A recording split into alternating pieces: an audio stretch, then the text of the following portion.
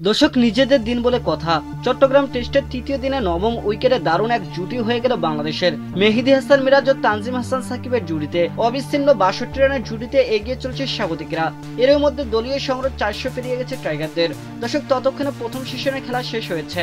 ১১৪ ওভারে খেলার শেষে ৮ উইকেটে ৪০৮ রান করে মধ্যবিরতিতে গেছে বাংলাদেশ। মেহেদী হাসান মিরাজ ৭৬ এবং তানজিম হাসান সাকিব অপরাজিত আছেন ২৯ রানে। টাইগারদের লিড এখন ১৭৭ রানের। দর্শক, আজ বুধবার চট্টগ্রামের স্টেডিয়ামে ৭ উইকেটে ২৯১ রান নিয়ে তৃতীয় দিনে খেলা শুরু করেছিল বাংলাদেশ। মাত্র ২.৪ ওভার খেলা হতেই বৃষ্টি নামে, ফলে মাঠ ছাড়তে বাধ্য হন ক্রিকেটাররা। ভক্তদের জন্য সুসংবাদ, গুড়ি গুড়ি বৃষ্টি বেশিক্ষণ স্থায়ী হয়নি। ১৫ থেকে ১৬ মিনিটের বৃষ্টির পর ফির খেলা শুরু হয়েছে।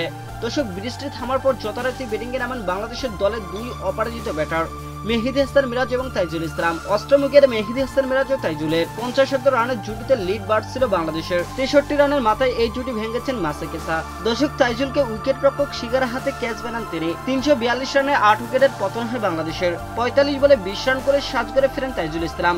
এর আগে প্রথম ইনিংসে ২২৭ রানে অল আউট হয়েছিল জিম্বাবুয়ে।